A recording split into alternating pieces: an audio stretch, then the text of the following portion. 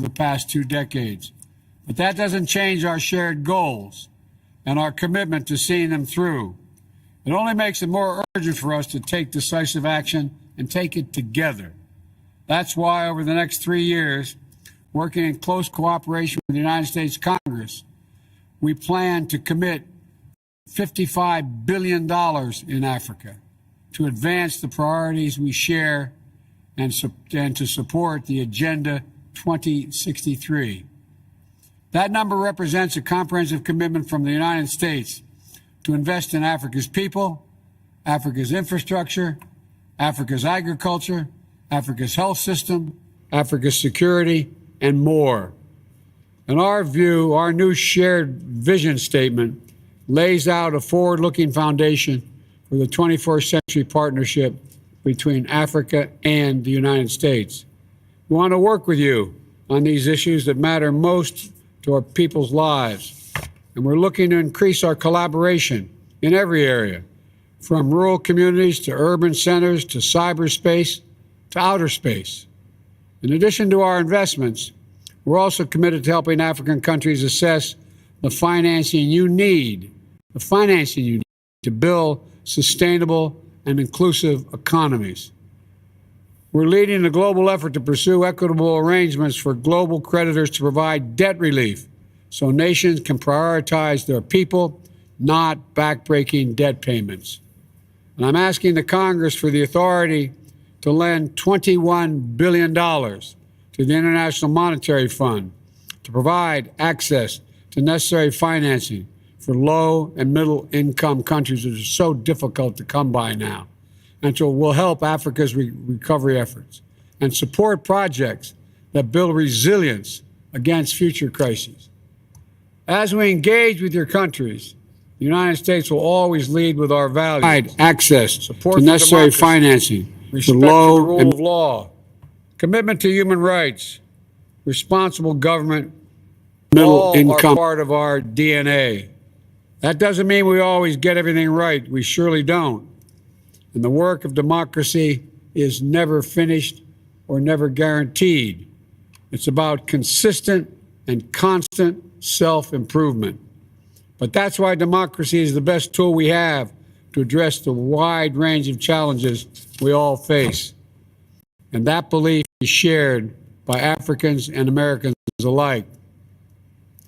For South Africa's world-changing triumph over apartheid, to Nigeria's not too young to run movement, empowering a new generation of changemakers, to the record voter turnout in Zambia, where young people demanded a better future, we see over and over again that our greatest power is our people. So one of the commitments I want to highlight today is the investment in countering democratic backsliding through our new African Democratic and Political Transition Initiative. Collaborating closely with African governments, regional institutions, and civil society, my administration will work with the United States Congress to invest $75 million to strengthen transparent, accountable governance facilities, facilitate voter registration, support constitutional reform, and more. We'll also work to support and strengthen security benefits that flow from good governance, including with the new 21st Century Partnership for African Security. Through this 3-year, $100 million pilot program, the Department of Defense will work with our African partners to boost reforms that build their security capacity. Now, as every leader here understands, the real measure of success is not in announcements, but it's in the follow-through. That's why I've asked one of our great diplomats, a man with deep respect for Africa and long experience working with the governments across the continent, to oversee implementation coming out of this summit, Ambassador Johnny Carson. Many of you already know him personally. You certainly know his skill and his reputation. So you know that he's going to make sure we translate our commitments on paper into progress that people can see in their daily lives. And on Tuesday, I also directed the establishment of the President's Advisory Council on African Diaspora Engagement in the United States, so we can tap the enormous strength of the diaspora communities here in the United States and make sure their insight and experiences are reflected in our work. And finally, I'm grateful that all of you made the journey to Washington for this summit, and I'm eager to visit your continent. As I told some of you, you invited me to your countries. I said, be careful what you wish for, because I may show up. The poor relatives always show up. The wealthy ones never show up. The poor come and they eat your food, stay longer than they should. Well, I'm looking forward to seeing many of you in your home countries. I also directed the establishment of the President Advisory Council, as I said, on the diaspora. We'll get input from them. And finally, I'm grateful that all of you made the journey, as I said. And I know it's been long, and I know when you arrive here in the middle of the night and then start off a couple hours later with meetings, it's a long haul. Vice President Harris is also planning to visit, as is my wife, Jill. Secretary Blinken's on his way, Secretary of Defense Austin, Secretary of Treasury Yellen, Secretary of Commerce Raimundo, the USAID Administrator Power, and our Ambassador to the United Nations, Linda Thomas Greenfield. Promise you'll send them back. Promise you'll send them back. I need them. They all want to go, but I'm worried they won't come home. But I'm all kidding aside. We're all going to be seeing you, and you're going to see a lot of us, because we're deadly earnest and serious about this endeavor. And you're going to see us deliver our commitments, all of our commitments. Now, we've crafted this summit and this agenda in close cooperation with the African Union and focus on African priorities. The United States fully supports the blueprint you laid out in Agenda 2063 to build an integrated, quote, integrated, prosperous and peaceful Africa that is driven by the African people, centered in inclusive and sustainable development, and where Africa is an indispensable global partner. I'm eager to hear from all of you. How can the United States deepen our partnerships with you and better work with African nations in the AU to fulfill the aspirations of Agenda 2063? I want to thank you all again. And I'm now going to turn it over to Secretary of State Blinken to facilitate our discussion. Again, thank you so much for being here. Appreciate it.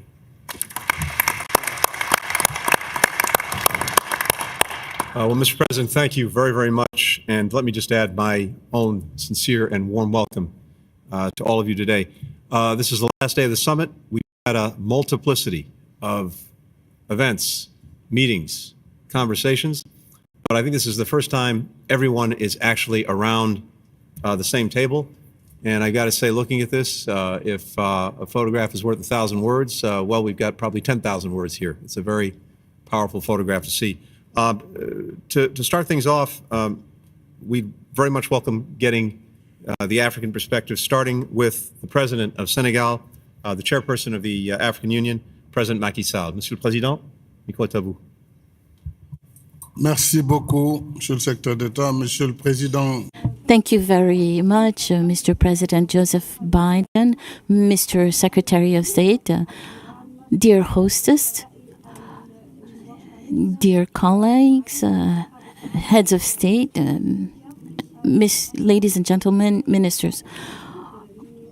On behalf of Africa, I would like to thank President Biden for his warm welcome. I would like to thank your wife, Jill Biden, for the delicious dinner we had at the White House yesterday and the wonderful music that came along with that dinner. Thank you for your hospitality. I would like to commend the excellent organization of our summit. We appreciate your attachment to the African and American partnership and the considerable time and effort that your administration has committed to organizing this summit. And it's in this spirit that we have come to revitalize our common agenda with you. Certainly, times are uncertain and troubled. The challenges are more numerous and complex, but it's in hard times that friendship finds its greatest test of greatness, trust, and mutual respect. In this time of profound transition, working together, this requires another way of thinking of the world. By working as conscious partners in a world of unequal development in respect of common values and their differences. On this basis, Mr. President, Africa, through my voice, wishes to share with you 6 priorities and a message for our summit. The first priority: peace, security, and the fight against terrorism in Africa. We wish for the fight against terrorism to be a part, an integral part of the world struggle against this blight, to contribute to international security and peace. Mr. President, we expect a strong commitment on this vital priority and support from the United States so that the UN Security Council places the fight against terrorism in Africa in the framework of the collective security mechanism that is in the UN Charter. Second priority.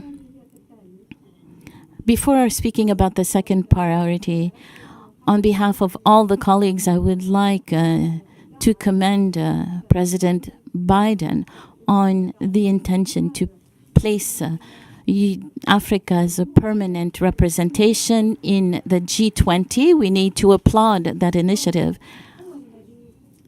For our participation in the G20 as a permanent member, and also integrating the continent as a permanent member at the Security Council. The second priority, Mr. President, before the triple impact of climate change, a health crisis, and a major war, Africa presents its advocacy for partial allotment of special drawing rights, and you raised a very important aspect, and we hope that the Congress can accompany you in this endeavor and the implementation in the G20 on debt relief after these different shocks throughout the world, including in developed countries. Thousands of people are no longer able to bear the cost of living and fall into extreme poverty. The situation is even more difficult for much more weaker economies such as ours. The massive efforts put forth by developed countries through businesses, we put in place economic and social resilience measures which are limited because the crisis is so serious. This is why we advocate for an action in solidarity that is international to reinforce resilience and economic revitalization. I have to say that the current crisis weakens democracy on the continent. Indeed, without some betterment that is economic, democracy will always remain fragile and vulnerable, with the risk of instability, which we've already witnessed in several countries. The third priority, Africa wishes a more sustained commitment on investment in development infrastructures, roads, railroads, electric plants, digital infrastructure. Yesterday we saw and we listened with great interest during the business forum your statement that Africa is the last great work site of the world with projects to develop infrastructures in Africa. Some have begun and others are to be begun. These are opportunities for investment, for shared prosperity. Pour l'Afrique, nous appelons à la mobilisation diligente des ressources annoncées par le G7.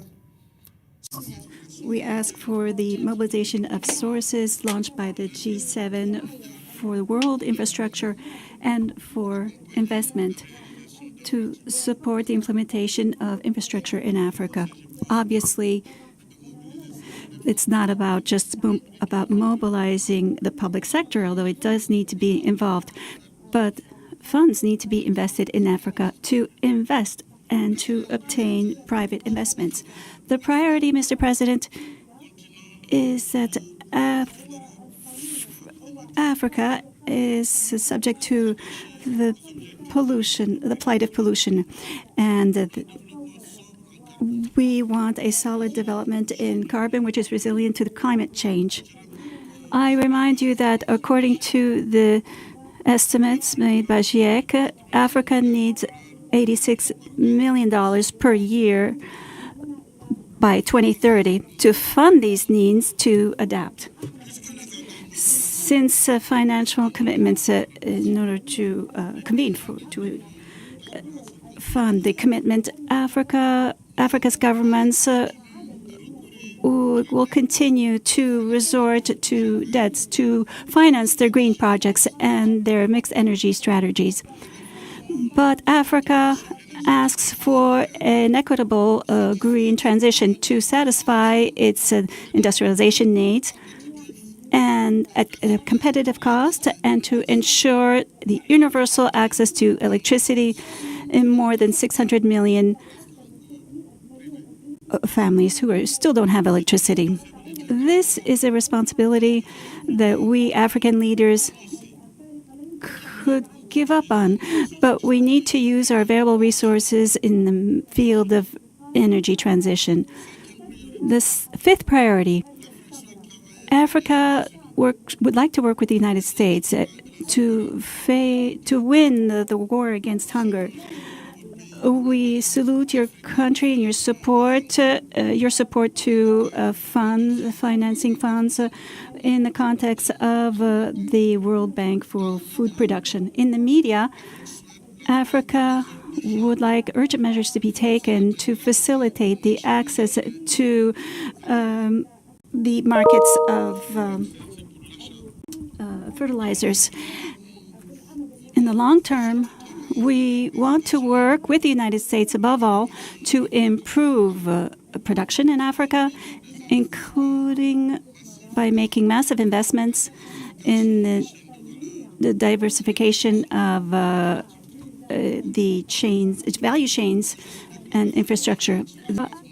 Ask for a more inclusive and just world governance by accelerating the reform process of the UN Security Council, and to give a seat to the African Union in the UN. And thank you for this. We have gotten the response that we wanted from you. Thank you. And we want the support of the United States, and we thank the United States very warmly for the commitments that they made for Africa's place at the G20. And this will happen at the next G20 summit. So thank you, Mr. President. These are the 6 priorities. As far as our message is concerned, this is a renewed commitment to open and partnership for strong international relations. In this spirit, Africa calls for the lifting of sanctions which continue to affect the Zimbabwean people. Zimbabwe has been sanctioned since Mugabe's time, and I think it's time to lift these sanctions so that the Zimbabwe people can continue to fight efficiently against underdevelopment and poverty. In the name of my colleagues, I must also tell you that we are concerned, Mr. President, by the American bill on economic and trade between your country and foreign powers. This bill, with its sanctions, which targets a whole continent, is the first in international relations. Africa is asking why such a bill exist and why Africa is targeted. And in the spirit of the rules of the World Trade Organization, we ask for this project to be reviewed for the implementation of this would damage the relationships between the U.S. and Africa, and we don't want this to happen. Our hope, and that's why we're here today with you, our hope is to pursue with you our common efforts for the Africa-U.S. Partnership and build together this partnership on a more solid and confident nature for progress and shared prosperity for our people.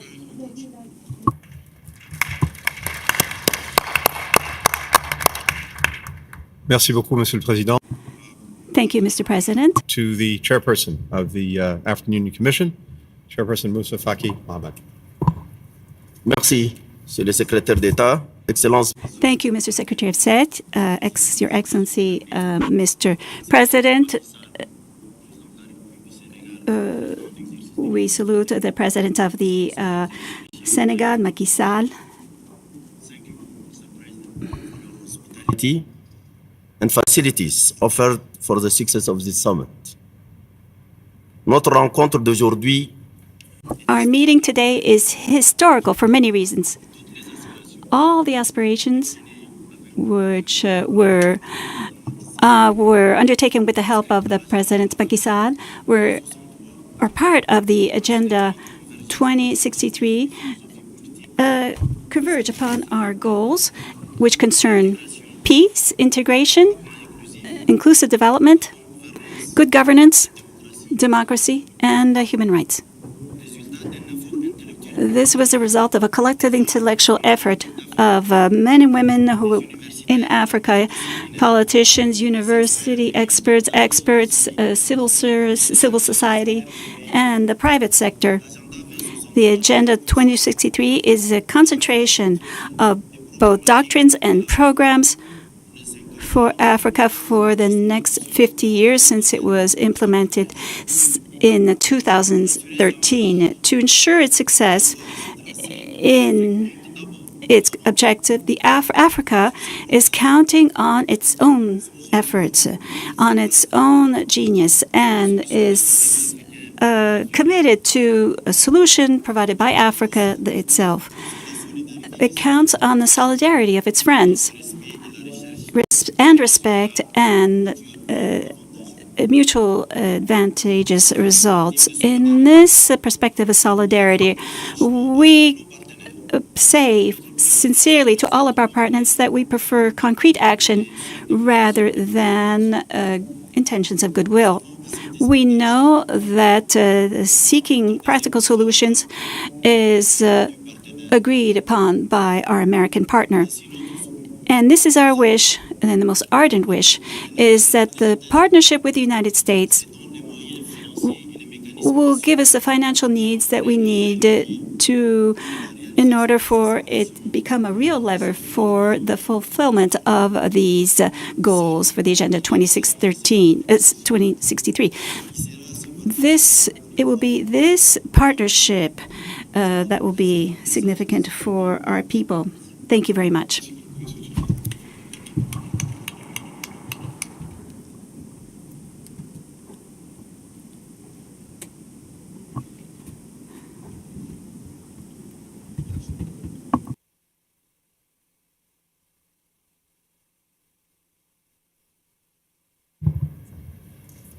I think we will now ask our colleagues from the media to leave the room. Thank you very much.